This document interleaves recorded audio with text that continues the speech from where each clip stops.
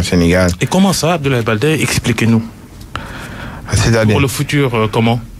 Mais je suis venu, d'abord, son mandat est finissant. Je ne suis pas venu donc réclamer un quelconque poste. Je suis venu pour être avec sa coalition, qui est une double coalition. Il y a la coalition Benno Bokk Yakaar, dans laquelle nous ne sommes pas. Et il y a la grande coalition de la majorité présidentielle, c'est dans celle-là que nous sommes. Donc c'est une double coalition qui soutient le président Macky Sall. Maintenant, il y a un certain nombre de mouvements de soutien. Mais nous sommes venus donc en faisant l'analyse du fait qu'aucun parti politique tout seul ne pourra gagner ces élections. Justement, vous avez estimé que vous n'êtes pas prêt pour la présidentielle, vous renoncez à votre candidature, vous soutenez Macky Sall. Pourquoi lui et pas les autres candidats déclarés? Parce que c'est lui qui m'a tendu la main depuis le départ. Aucun d'entre les autres ne m'a tendu la main. Ne m'a demandé de venir travailler avec lui. Et moi, je suis dans une analyse. Je suis en train de faire de telle sorte que j'ai un programme. Et je ne vais pas soutenir le président, le plan Sénégal émergent, les mains vides. Nous venons avec des propositions. Nous venons avec une contribution. Nous venons que notre vision aussi soit prise en compte sur plusieurs axes.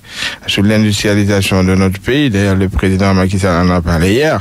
Sur l'éducation, il y a un certain nombre de problèmes avec les enseignants. Nous venons avec notre vision. D'ailleurs, j'ai demandé à nos cadres et puis à notre responsable du mouvement des enseignants de réfléchir pour que nous puissions, dans le cadre de la réflexion globale de la mise en place d'un nouveau programme ou de l'amélioration du plan Sénégal émergent, pour que ces questions soient prises en charge. Nous avons aussi une autre vision qui concerne le développement des territoires. Nous allons essayer, en tout cas, dans le cadre de cette coalition, d'imposer notre vision et puis sur le plan de la gouvernance. Je pense que notre pays a besoin de se réconcilier avec lui-même, donc nous allons tout faire pour que, en tout cas, notre action soit visible au sein de cette coalition. Dans votre parti, en tout cas, on a vu des désapprobations de la part de militants. Sur les réseaux sociaux aussi, nos auditeurs ont réagi et ne comprennent pas votre décision. Est-ce que vous ne pensez pas perdre en sympathie auprès de l'opinion, auprès des électeurs, avec votre décision d'aller en coalition avec Macky Sall pour la présidentielle? Ouais, mais vous savez que en politique, il faut toujours savoir prendre des décisions. J'ai pris une décision qui va pas plaire à tout le monde. Je suis dans un sens comme dans l'autre. C'est comme quand je m'étais présenté, j'ai perdu des militants. Quand je me suis retiré, j'en perds, mais j'en retrouve aussi. Il y en a beaucoup d'autres qui sont en train de revenir. C'est toujours comme ça. Il y a des gens qui désapprouvent et d'autres qui approuvent. Mais c'est l'addition de tout ça. Mais quand je fais l'addition de ceux qui prétendent pouvoir aller ou gérer leurs activités en attendant de voir, je pense que quand nous faisons l'addition, ceux qui sont restés et ceux qui sont revenus, il y a des figures que je n'avais pas vues depuis des années et qui sont revenus. Il y en a d'autres qui nous avaient quittés et qui m'ont appelé pour me dire qu'ils revenaient dans le parti. Donc je pense que l'un dans l'autre, si nous faisons l'addition. Maintenant, bon, la sympathie auprès des Sénégalais, moi, je pense que j'ai une sympathie personnelle. Maintenant, ceux qui pensent que j'ai pris une décision qui n'est... Vous savez, quand je me suis engagé en politique, je voulais pas faire de l'opposition crypto-personnelle. Moi, je suis pas venu pour combattre tel ou Madema ou Massemba, je suis venu pour construire un Sénégal. Avec des hommes et des femmes. Maintenant, celui qui peut être à la tête aujourd'hui s'appelle Macky Sall. Nous avons un ensemble de visions communes, mais aussi nous avons des divergences. Et ça, c'est pour tous les hommes politiques ont des visions communes et des divergences. Bon, nous allons essayer d'aplanir tout ça, de faire abstraction du passé, et puis changer de direction. Je pense qu'il y a un grand penseur espagnol qui disait, c'était quand on marche vers son destin, quelquefois il est obligé de changer de direction. Et donc j'ai changé de direction, une nouvelle direction. Nelson Mandela, s'il n'avait pas négocié avec ses bourreaux, s'il n'avait pas accepté de négocier ses bourreaux, il aurait peut-être, en tout cas, été mourir en prison. Il a accepté de parler avec ses bourreaux. Est-ce que c'est parce que vous avez un dossier pendant devant la justice que vous décidez de rallier Macky Sall pour obtenir des dividendes qui vont dans le sens de vous blanchir? Votre dossier à la Cour de répression de l'enrichissement illicite d'ailleurs. Oh, mais ça, je pense que ceux qui pensent comme ça, c'est avoir vraiment une pensée. Au plus fort de l'actualité judiciaire, en fait, de mon dossier. Vous savez, beaucoup de personnes, quand même, ça m'a pas empêché d'assister à toutes les élections en tant qu'opposant. Si j'avais vraiment des craintes par rapport à mon dossier, je pense que je ne me serais pas représenté seul pour la mairie de Ziguinchor. La procédure n'est pas encore arrivée à son Oui, terme. je termine. Avec votre ralliement, je termine, non. Vous pensez que ça n'a rien à voir. Vous serez inquiété un jour? Ça n'a rien à voir. Mon ralliement n'a rien à voir à mon judiciaire. J'ai fait comme ma conscience me le dictait depuis le départ. Je ne suis pas quelqu'un qui abdique. Je ne suis pas quelqu'un aussi qui va négocier pour essayer de se faire blanchir. J'ai toujours clamé mon innocence. La Cour de répression de l'enrichissement illicite est partie partout. Ils ont fait des commissions régulatoires. Ils n'ont rien trouvé. Mon dossier depuis plus de 2 ans, il ne bouge pas. J'ai fini toutes les étapes. J'ai été interrogé par la police, par le procureur spécial, par la commission d'instruction. Votre placement sous contrôle judiciaire levé depuis plus d'1 an? Oui, mon contrôle judiciaire est levé depuis plus d'1 an. Par conséquent, le dossier est là-bas, parce que les gens n'ont rien trouvé, c'est moi, s'ils l'avaient trouvé. Et si c'est ça qui devait faire que je renonçais à je n'allais pas être candidat pour les anciennes élections. Je me suis quand même présenté contre eux. Mais là, il ne s'agit pas de ça. Il s'agissait de l'avenir de mon parti. Il s'agissait de l'avenir de ma carrière politique. Il fallait que je prenne une décision. Et cette décision est une décision qui n'est pas une décision qui est basée sur du matériel ou sur les communes politiciennes, mais elle est basée sur la réalité, sur la réflexion profonde. J'ai pris des conseils, des personnalités et des personnes insoupçonnées sont venues me voir pour me conseiller pour mon avenir politique. Aussi, j'ai une région fragile. Je suis originaire d'une région qui a besoin de se développer. La Casamance, on en parle, mais je ne peux pas toujours... Restons sur votre dossier devant la justice, votre dossier à la Cour de répression de l'enrichissement illicite. Tellement vous étiez proche de Karim Wade, avec tout ce que on lui a reproché, la justice l'a condamné à 6 ans de prison ferme, plus 138 milliards de francs CFA d'amende. On se demande comment Karim Wade peut se retrouver dans cette situation, et vous, son collaborateur le plus proche à l'époque, blanc comme neige. Vous savez que Karim Wade n'a pas été condamné dans le cadre de l'ANOCI. Moi, j'étais son collaborateur dans le cadre de l'ANOCI. Bien sûr. Il a été condamné. Moi-même, je suis poursuivi, non pas parce que on a mal géré l'ANOCI. L'ANOCI a été audité. On ne nous a pas tout reproché une seule faute de gestion. Karim Wade n'a pas été poursuivi pour détournement de deniers publics. Il n'a pas été pour enrichissement illicite. Voilà, et qui sur plusieurs faits, sur des éléments qui sont extérieurs à moi. Là, si vous regardez son procès, il y a eu d'abord des gens qui sont supposés, moi, même s'ils sont posés, il y a toutes choses à dire. Il y a des gens qui étaient supposés être ses complices. Il y en a d'autres qui étaient des témoins. Il y en avait 99. Je n'avais pas été cité. Ça veut dire que quand même la justice, j'étais incriminé, mais je n'avais pas été cité non plus comme témoin ni comme complice du dossier de Karim Wade. Donc ça veut dire que la responsabilité pénale, elle est individuelle. C'est pas parce que c'est mon ami que ce qu'on lui reproche, on me le reprocherait. Votre ami, si vous faites un délit, vous commettez un délit, c'est pas parce que c'est votre ami que par ricochet, il doit être poursuivi. Moi, j'ai un dossier personnel, il a son dossier personnel. Même si on a tous à redire sur les procédures de la CRI que tout le monde a condamné, moi, je suis tout à fait solidaire avec ce qu'il est en train. Si la justice a cherché à savoir, c'est parce que justement vous étiez proche. Voilà, ils ont pensé que nos dossiers étaient similaires. Alors ils se sont rendus compte, d'ailleurs la preuve, lui, combien de milliards il avait reproché. Quand j'ai un ami là, et quand on m'a dit que moi on me reprochait 5 milliards, et alors que l'autre c'était, je sais pas combien des centaines de milliards, il m'a dit, mais mon ami, moi je pensais que tu étais beaucoup plus riche que ça, on te repose que 5 milliards.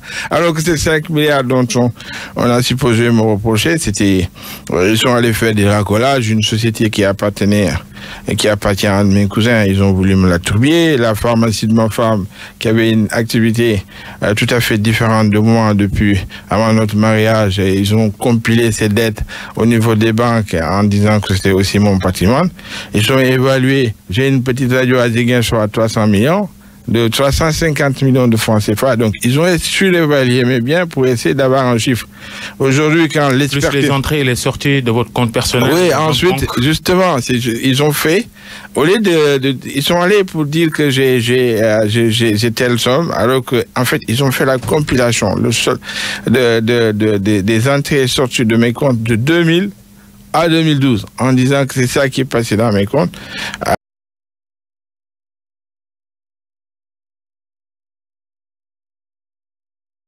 Alors qu'il n'y avait aucun fonds. C'était quoi vos différentes rémunérations, salaires, entre autres? D'abord, ils ont dit d'abord que c'était mon salaire. J'avais mon salaire de commissaire de police d'abord. Ensuite, je suis devenu inspecteur général d'État. Donc, je suis devenu secrétaire général de la présidence. J'étais directeur exécutif de l'ANOCI. J'ai assumé des fonctions de ministre de souveraineté. J'étais aussi ministre de l'Industrie et des Mines. J'étais président de plusieurs conseils d'administration. Je faisais des voyages à l'étranger. Et j'avais aussi une maison que je possède, que j'ai bâtie à la fière de mes fonds, que j'ai acquis quand j'étais commissaire de police. J'ai acquis cette maison quand j'étais commissaire de police. C'était d'ailleurs maître Nafissatou Diop. Oui, qui était ma notaire. Et donc, j'ai fait un prêt. J'ai conçu cette maison, après je l'ai mise en location. C'est là aussi m'a rapporté. Et quand on a fait la compilation de tout ce que j'ai gagné de façon licite, parce que gagner de façon licite, ça ne veut pas dire que c'est son seul salaire. Moi, j'avais un salaire, j'avais des indemnités. Donc tout ça, quand on a fait la compilation, on s'est rendu compte que c'était au-delà même de ce qu'il pouvait penser. D'ailleurs, on a arrondi. Quand l'inspection générale d'État a fait son rapport sur l'ANOCI. Parce que le conseil d'administration de l'ANOCI nous avait autorisé à utiliser des cartes bancaires pour aller au niveau de l'étranger, qui ont voyagé et puis venir après. Alors moi, j'avais rendu ma carte. J'avais pas voulu l'utiliser en disant que moi, je suis d'abord docteur en finances publiques. Quand on est un ordonnateur ou un administrateur de crédit, on peut pas être en même temps être comptable. Si moi je prenais cette carte et que j'allais... Vous étiez pourtant le directeur exécutif. Voilà, donc j'ai refusé de prendre cette carte-là. Bon, après, vous avez vu les rapports. Quand c'est sorti, je pense que j'ai été félicité par rapport à ça, parce que chaque fois que je partais, je revenais moi avec mes factures, j'allais au niveau de la comptabilité, je dis voilà mes factures, vous m'en remboursez mes frais. Vous n'étiez pas au courant des activités de Karim Wade, de tout ce que la justice lui reproche, de s'être enrichi illicitement? Vous étiez proche de lui et vous n'étiez pas au courant de ces activités-là qui l'ont poussé à faire face à la justice, à avoir tous ces déboires? Non, je n'étais au courant de rien du tout. Bon, même les personnes qui, en dehors de chez Diallo, toutes les autres personnes, je ne les connaissais pas. Je ne les avais jamais vues ni d'Adandem. Donc on avait... et puis, Karim s'est défendu en disant qu'on l'a accusé de façon arbitraire. Donc je pense que lui-même, il connaît son dossier. Est-ce que vous êtes d'accord avec la décision? Vous êtes d'accord ou pas avec la décision de la CREI de condamner Karim Wade pour enrichissement illicite, de lui infliger des amendes de 138 milliards de francs CFA? Vous pensez que c'est une décision juste? C'est une décision injuste. Je vous ai dit que moi, je combattais toujours la CREI, parce que ce n'est pas une juridiction normale. Sur les faits, les faits ne sont pas avérés, parce que quand on doit faire une investigation, en fait, dans un procès équitable, c'est l'accusation qui amène la preuve de son accusation. On ne renverse pas la charge de la preuve. C'est pour ça qu'on n'arrive pas à appliquer ces décisions-là au niveau international. Parce que d'abord, les procédures, vous savez, dans un procès pénal, il y a d'abord les faits, c'est-à-dire en fait, la condamnation. C'est pour ça qu'on a toujours un code pénal et un code de procédure pénale. Le code pénal, il sanctionne l'infraction. C'est-à-dire l'infraction, pour qu'elle soit effective, il faut d'abord qu'il y ait l'élément matériel, c'est-à-dire l'acte qui est posé, et l'élément moral qui est l'intention de commettre cet acte, mais aussi l'élément légal, c'est-à-dire une loi qui réprime. Maintenant, à côté de ça, il y a la procédure pénale. C'est celle-là qui réglemente les délais, les droits de la défense, mais en dehors du fait qu'ils n'ont pas pu prouver l'effectivité de l'infraction, mais aussi il y a une série de violations des règles de la procédure, des droits de la défense qui ont fait dans le fond, quelle est votre conviction que Karim Wade ne s'est pas enrichi illicitement à l'échelle décrite par la CREI? En tout cas, je peux pas me prononcer sur cette question, mais ce que je peux vous dire, c'est que les accusations qui sont portées sur lui, sont des accusations fallacieuses et qui ne reposent pas sur des fondements qui sont, en tout cas, c'est des faits qui sont avérés. Ok. Karim Wade, il va peut-être, quand il vous voit à côté de Macky Sall aujourd'hui, il va se sentir trahi par celui qui a été son compagnon. Aujourd'hui, ses déboires, son exil, cette menace sur lui, un retour en prison s'il rentre au Sénégal. Au même moment, vous décidez de rallier son bourreau, entre guillemets, Macky Sall. Mais c'était notre bourreau à nous tous. Moi j'étais condamné, mais dans la politique, je vous ai dit qu'il faut faire preuve de dépassement. Et puis Karim Wade, on a pour l'intérêt du Sénégal, je fais un preuve de dépassement. J'ai oublié ce qui s'est passé dans ces dernières années. Je vous ai parlé du cas de Nelson Mandela, qui a parlé avec ses bourreaux, et puis après, ce qui a permis aujourd'hui à l'Afrique du Sud de dépasser cette situation et d'être une république réconciliée. Bien entendu, je n'ai pas l'impression que j'ai trahi qui que ce soit. Karim Wade ne sont plus dans le même parti politique depuis 2012. Il est au PDS, je suis dans le mien. Il a sa trajectoire politique, j'ai la mienne. Donc je suis en train de la conduire dans l'intérêt de mon parti et en faisant valoir ma vision. Et ce commentaire de Macky Sall, votre nouvel allié, que si Karim Wade rentre, qu'il ne paie pas les amendes, il retourne en prison? Je suis pas Macky Sall, moi je suis Abdoulaye Baldé. Donc qu'est-ce que vous en pensez? Je sais pas, moi ce que je pense, je vous ai dit tout à l'heure mon sentiment sur ce qu'était la CREI et que en tant que juriste, en tant que démocrate, en tant qu'une personne qui est imbue des valeurs de démocratie, et je pense que je vous ai donné mon sentiment sur cette question. Et votre ancien parti, le PDS, qui décide de maintenir Karim Wade comme son candidat à la prochaine élection présidentielle, vous comprenez cette posture du Parti démocratique sénégalais quand on sait que Karim Wade n'est même pas inscrit sur les listes électorales, il ne peut pas se présenter si on se fie à cette élection. Est-ce que vous comprenez la posture du PDS? Moi, je respecte la décision du PDS. Je ne suis pas du PDS, ce sont des anciens alliés. Ils ont leurs raisons, ils ont peut-être leur stratégie. Je suis tout à fait en phase avec eux. Maintenant, c'est eux qui défendent leur position, moi je défends la mienne. Abdoulaye Baldé, notre invité, le président de l'Union centriste du Sénégal, maire de Ziguinchor, ancien ministre, vous avez occupé plusieurs fonctions dans les gouvernements d'Abdoulaye Wade. Aujourd'hui, Macky Sall, que vous rejoignez, il est beaucoup critiqué, justement, sur la gestion des finances publiques, sur la justice. D'abord, vous êtes docteur vous dites tout à l'heure, en finances publiques. Justement, la tenue des finances publiques sénégalaises avec ces tensions et ces blocages sur le budget du fait de subventions que l'État décide pour atténuer les prix des produits pétroliers, notamment les carburants. Vous pensez que c'était une bonne décision de subventionner et de créer en même temps des tensions? Oui, je pense que vous savez que quand on gère un pays, c'est-à-dire que quand on est dans l'action, on commet toujours il y a toujours des effets collatéraux. C'est quand on ne fait rien qu'on ne repose rien. C'est pour ça que certains hommes politiques qui n'ont jamais rien géré se déclarent comme étant des crimes. Parce que quand on n'a jamais rien fait, on ne peut pas vous reprocher quoi que ce soit. Mais quand on est dans une situation de gestion, moi j'ai exercé au plus haut sommet de l'État, quelquefois les pressions que peuvent subir les hommes politiques au plus haut niveau, qui peuvent les prendre, peut-être les pousser à prendre des décisions qui sont des décisions inappropriées, ou qui sont des décisions qui peuvent avoir des conséquences. Mais je pense que le ministre des Finances a pu quand même mesurer l'ensemble des conséquences que cette décision peut avoir. Et en plus, nous sommes sous encadrement de l'FMI, du FMI. Je considère que tous les éléments après macro et microéconomiques ont pu être pris en compte. Même si c'est vrai qu'il faut qu'on constate que ce qui se passe actuellement est plus ou moins préoccupant. Mais encore une fois, moi, je suis pas venu ici pour défendre le bilan du gouvernement en place, parce que je suis ni ministre ni membre de ce gouvernement.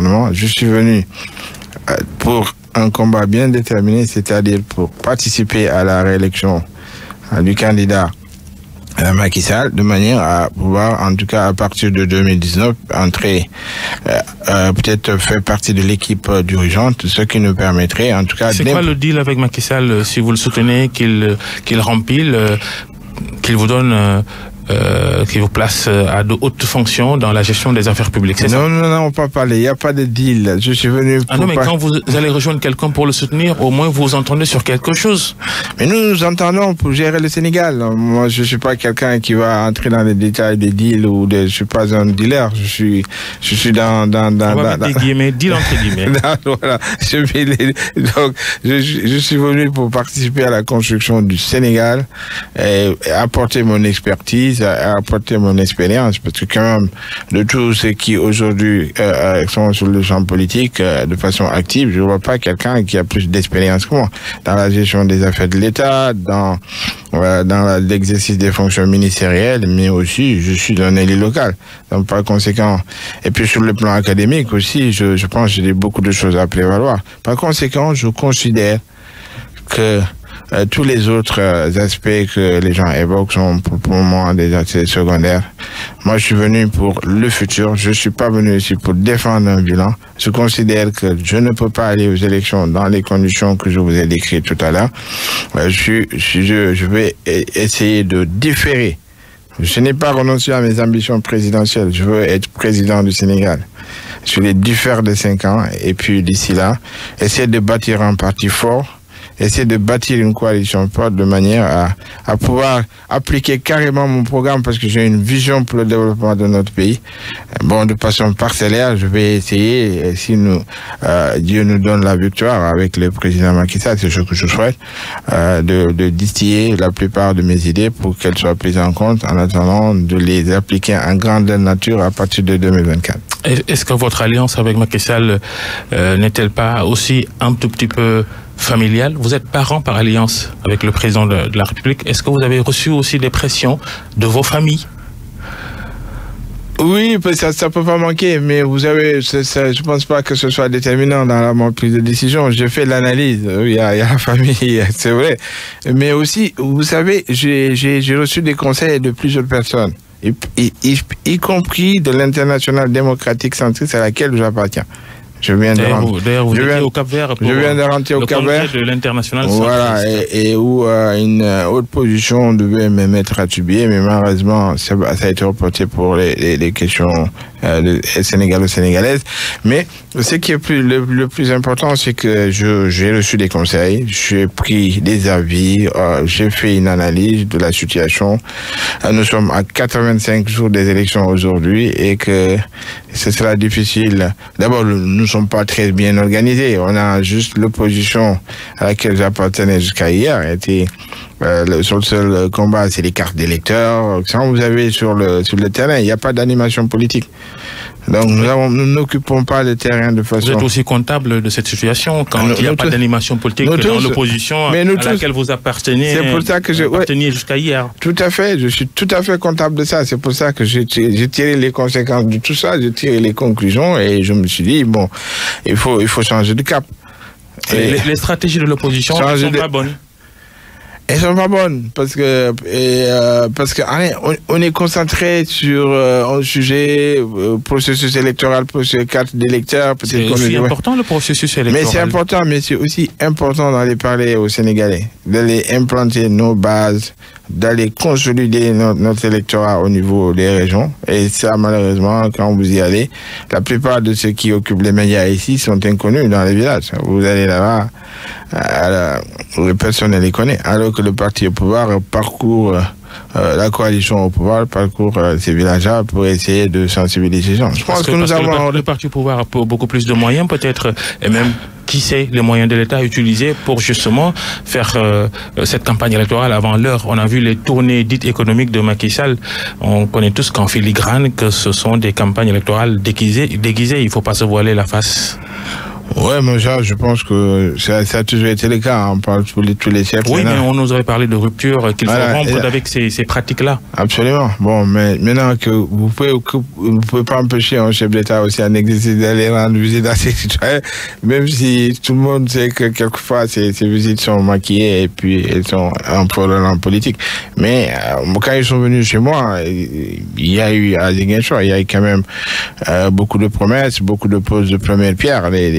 En fait, en tout cas, un engagement qui avait l'air économique, Même si le soir, on recevait beaucoup de militants au niveau des résidences. Mais l'un dans l'autre, je pense que ce qui est le plus important, c'est le développement du Sénégal. Moi, mon engagement politique, d'abord, je voulais être utile à ma ville. C'était d'abord parce que quand je me suis engagé, j'avais pas d'ambition présidentielle. Ensuite, à ma région. Et ensuite, de plus en plus, quand j'ai créé mon parti politique, je voulais être utile à mon pays, le Sénégal. Et cela, je ne vais pas renoncer à cela, parce que je vais quand même renoncer à des hautes fonctions dans l'administration. Je suis inspecteur général d'État. Je suis le premier inspecteur général d'État à avoir mis entre parenthèses sa carrière d'inspecteur général d'État pour aller faire de la politique. Je me suis mis en retraite anticipée pour pouvoir faire de la politique. Je ne vais pas faire tous ces sacrifices et après pour aller faire du jusqu'au-boutisme, pour ne pas avoir la réalité en face, pour ne pas être au service de mon pays d'une manière ou d'une autre. Donc chacun a son analyse propre de la situation. Moi, je suis un homme politique, je suis un centriste. Le centrisme, d'abord, c'est le refus des extrêmes. C'est aussi l'équilibre, c'est la gouvernance à partir des réels. Vous prenez pour les modérés? Voilà, pour les modérés, mais aussi des gens qui sont réalistes, qui gouvernent à partir du réel. C'est des gens qui font des analyses et puis qui essaient de tirer des conclusions à partir de ça. Mais nous sommes aussi pour le développement des territoires, pour l'équilibre dans la distribution des revenus et les gestions. La mairie de Ziguinchor que vous dirigez depuis 9 ans, on va peut-être en reparler tout à l'heure. Vous niez qu'il y a un deal avec Macky Sall. C'est quand même assez anecdotique d'aller en alliance avec un président sortant et de ne pas s'entendre sur les schémas à faire après une éventuelle victoire. Mais quand même, vous avez votre vision. Est-ce que vous pensez que Macky Sall, pourquoi vous ne le faites pas? Vous n'additionnez pas quelques aspects de votre vision dans le programme qu'il va proposer aux Sénégalais? Ah, tout à fait. Moi, je suis pas venu pour appliquer de façon, je veux pas être méchant, mais de façon tout à fait aveugle un programme. Je suis venu aussi pour apporter un input. Il y a beaucoup de choses ils ont fait beaucoup de choses. Il y a aussi des choses qui sont peut-être reprochables, qu'on peut le reprocher, qui sont moins bonnes, dans le cadre de la gestion, de la gouvernance, dans le cadre, mais aussi de la gestion de la justice. Moi, je pense que ce pays a besoin d'être apaisé. Nous n'avons pas besoin de dresser les Sénégalais les uns contre les autres. On dit que Macky Sall a beaucoup péché sur le plan de la justice. Les dossiers transmis aux tribunaux, dossiers d'opposants, puisque lui, c'est le chef de l'État, c'est le patron du ministre de la Justice, qui est le patron des procureurs. Il transmet, par exemple, les dossiers de Karim Wade et de Khalifa Sall au procureur. On connaît la suite. S'il y a un point noir, ou l'un des points noirs de la gouvernance Macky Sall, c'est peut-être bien la justice. Oui, il y a la justice, mais il y a aussi l'absence de dialogue avec l'opposition. Il y a tout cela. Je pense que la justice, nous l'avons dit. Moi, je suis pas venu pour faire pour faire l'éloge de ce qui s'est passé. La justice, tout le monde constate qu'il y a eu des errements. Je pense qu'on a mis le Sénégal sous tension pendant 2 ans, ce qui a retardé le démarrage du plan Sénégal émergent.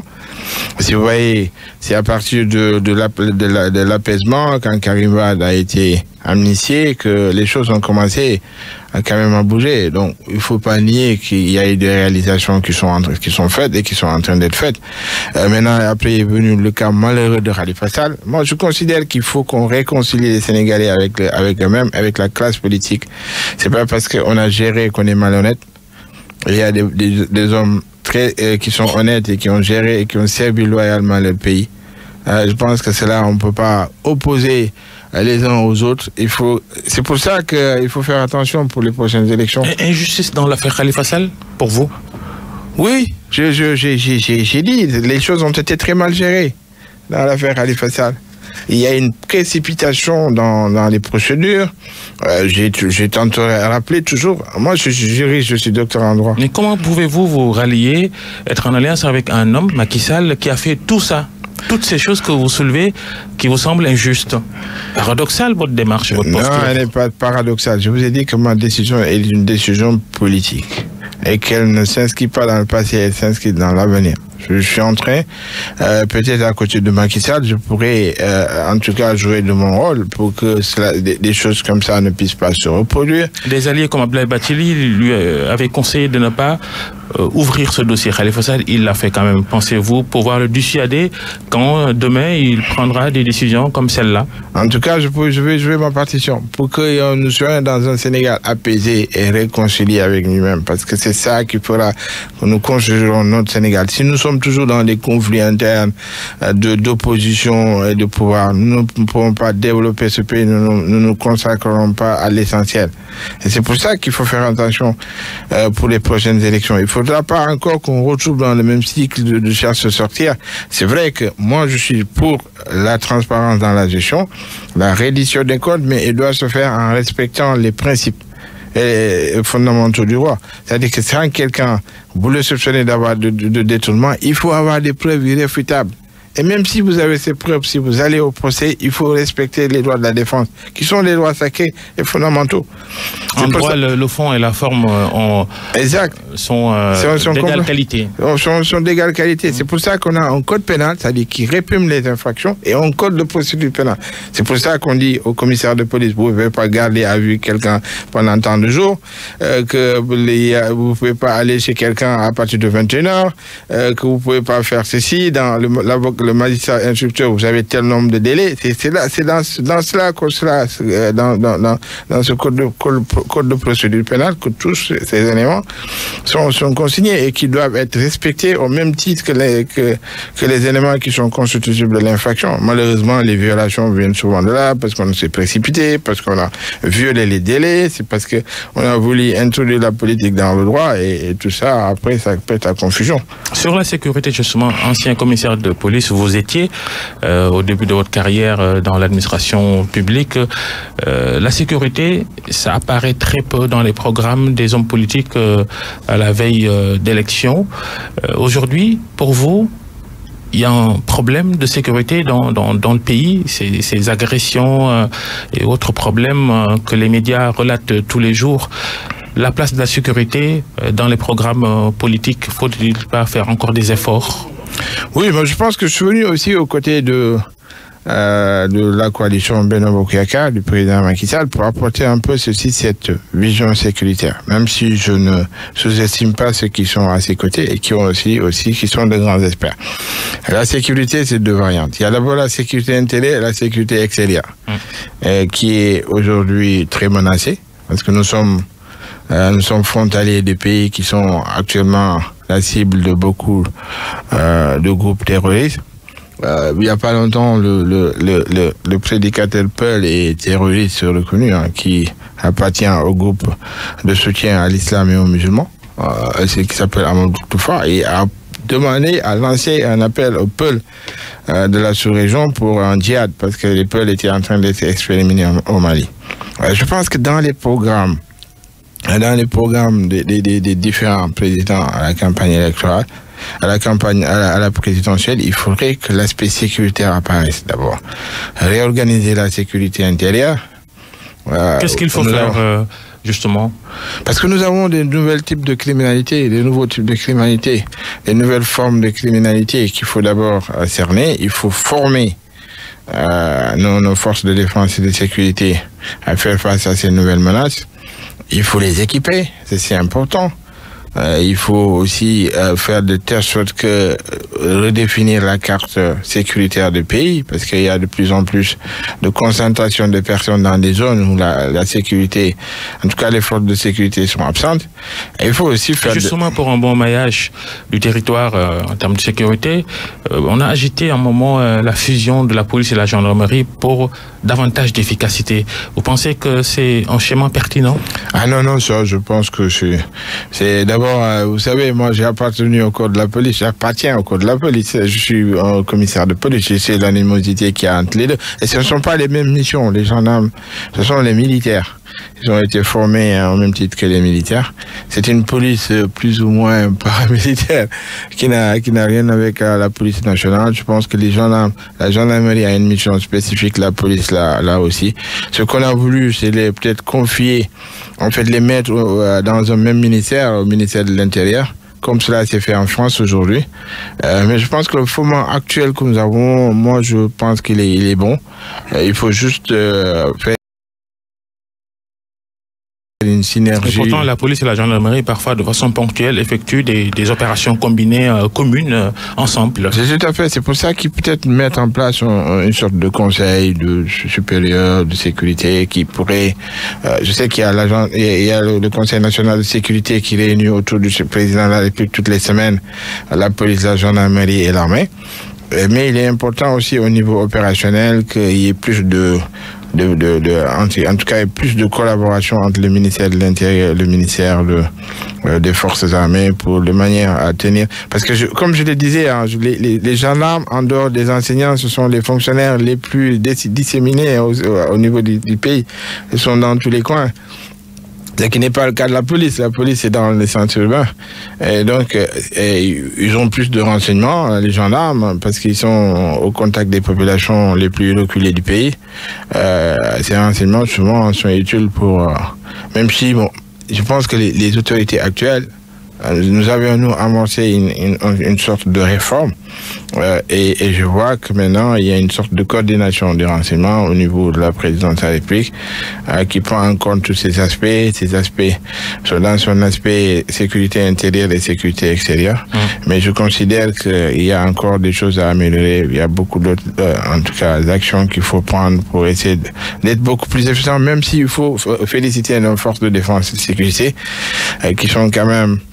qui ont déjoué beaucoup de choses qui devaient se passer et qui même avec les moyens... On a des services forts, les services de renseignement. On a des services qui sont bien, je pense, qui en tout cas, qui font le travail de façon convenable, même souvent dans des conditions difficiles. Le conflit en Casamance, le processus de paix en Casamance, on en parle, le statu quo depuis plusieurs mois, plusieurs années maintenant, depuis que Macky Sall est là, on n'a pas avancé, pas de contact avec les différents chefs rebelles. Jusqu'à quand, Abdoulaye Baldé, vous êtes le maire de Ziguinchor, une commune au cœur de cette partie du sud du pays, vous avez été ministre des Forces armées. Pourquoi on n'avance pas dans le processus de paix en Casamance? Oui, je pense que bon, dire qu'on n'avance pas, bon, c'est peut-être tout dire. Mais on fait de petits pas et puis je pense que ce n'est pas suffisant pour arriver à une paix définitive. Ça aussi, ça fait partie de mon engagement. J'avais toujours dit que pour la présidentielle, il faut que les candidats s'engagent à résoudre ce problème de façon définitive. Chaque jour que le président qui sera réélu ou élu se réveillera devoir penser à la Casamance. Parce qu'il faut que nous puissions parvenir à une paix dans cette partie du Sénégal. Tant que nous n'aurons pas la paix, nous n'aurons pas le développement. Ça fait partie aussi de mon engagement, peut-être de mon renoncement à ma candidature, en sachant que, bon, même si j'allais cette fois-ci, j'avais pas pouvoir gagner, mais je considère qu'il fallait faire des sacrifices pour que se mettre au service de notre pays, de notre région, pour qu'elle soit enfin réconciliée avec elle-même, pour que de façon décisive, qu'il y ait une politique, qu'il y ait une volonté politique soutenue, qu'elle soit pérenne et permanente, parce qu'il ne s'agit pas toujours de faire des petites actions chaque fois qu'il y a des braquages, mais il faut une véritable politique pour aller parler aux chefs rebelles. La plus grosse difficulté, justement, les chefs rebelles qui ne s'entendent pas, chacun son entité, Saleh Sadio ici, César Atoute Badiat là-bas, et bien d'autres chefs d'ailleurs, et voilà, ça va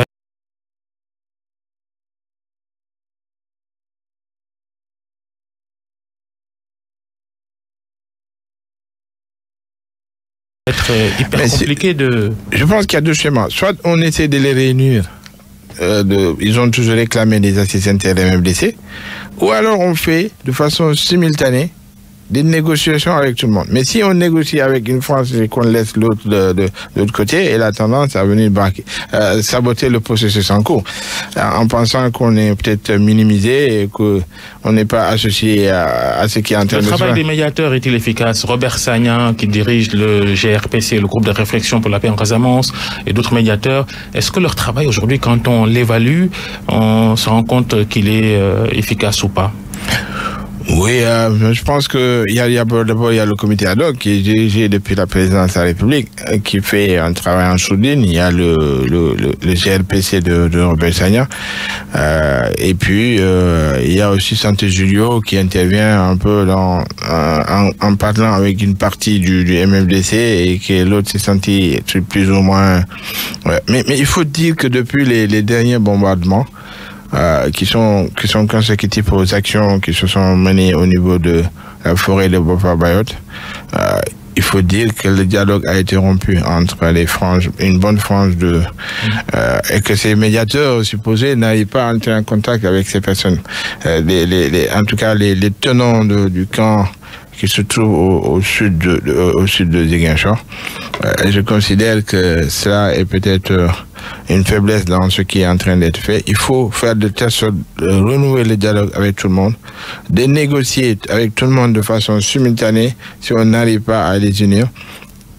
Parce que sinon, je pense que... Et puis, mettre en place un programme, ce qu'on appelle le DDR, le désarmement à réinsertion.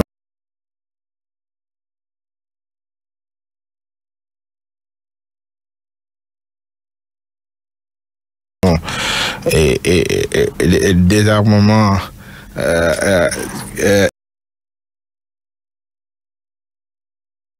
et puis réinsérer ce que démobilisation, désarmement, démobilisation, réinsertion. Je pense que c'est important parce que la plupart de ceux qui étaient dans le maquis, qui sont revenus à Ziguinchor, la plupart sont repartis. C'est parce qu'il n'y a pas eu une véritable politique de réinsertion de ces combattants-là. Il faut mettre en place un programme, et ça, c'est pas visible. Dans ce qu'on est en train de faire, on essaie de faire de petites négociations, mais après, on n'a pas mis en place vraiment tout un mécanisme de réception de ces personnes qui ont décidé de quitter le maquis. Alors, moi, je pense qu'il faut une véritable volonté politique pour y parvenir. La mairie de Ziguinchor que vous dirigez depuis 2009, depuis 9 ans, il reste 1 an sur votre mandat parce que les élections municipales et départementales de 2019 vont se dérouler en décembre 2019. Est-ce qu'Abdoulaye Baldé, vous allez encore briguer la mairie de Ziguinchor? Ça, c'est un débat que nous allons poser au sein du parti, au sein de notre coalition. Je ne parle pas de la coalition de la majorité présidentielle, hein, parce que votre coalition aux dernières élections municipales. Voilà, exact, je parle de ça, et puis après nous avons évalué les choses. Bon, la mairie, nous sommes en train, d'ailleurs, ça fait partie aussi des points que j'ai posés au président Macky Sall. Il faut qu'il nous aide à développer notre ville. L'éclairage public, entre autres, ça fait défaut. L'éclairage public, justement, nous avons obtenu 2000 lampadaires, des programmes de 50 000 lampadaires solaires que le président Macky Sall nous a mis en disposition. Nous allons pouvoir changer tout le parc d'éclairage public au niveau du centre-ville. Nous avons donc ce qui nous permettra de dégager le parc actuellement qui est au niveau du centre-ville vers la périphérie. Donc je pense que c'est ça bientôt vieux souvenir. Ensuite, nous avons actuellement des sociétés qui sont sur place et qui sont en train de mettre l'électricité dans tous les quartiers. Nous allons avoir une couverture à 100% d'ici quelques mois de la ville de Ziguinchor. Abdoulaye Baldé, le député aussi, il ne faut pas l'occulter. Hier, vous étiez parmi les absents à l'Assemblée nationale à l'examen du budget 2019 du ministère de l'Agriculture. Vous étiez tous au Dakar Arena. Mais quelle image de cette Assemblée nationale boudée par les députés pour assister à l'investiture de Macky Sall? Oui, je pense qu'aussi quand il y a des événements comme ça, il faut que les services de l'Assemblée nationale puissent peut-être faire de la reprogrammation. Ah non, monsieur le ministre, on ne peut pas laisser l'Assemblée nationale pour une activité privée politique. Ça se fait, ça? Oui, mais vous savez, quelquefois les privés, les politiques, les députés, ce sont d'abord les hommes et les femmes politiques. C'était le parti avant la patrie. C'était d'abord les hommes et les femmes politiques donc qui tirent le légitimité ou le mandat d'un parti politique. Ce parti avait une activité. Je pense qu'il appartenait au service de l'Assemblée nationale de différer cet examen à un autre jour où tout le monde pourrait être disponible. Je pense que cela est important, même si cela n'excuse pas vraiment cet absentéisme de tout le monde.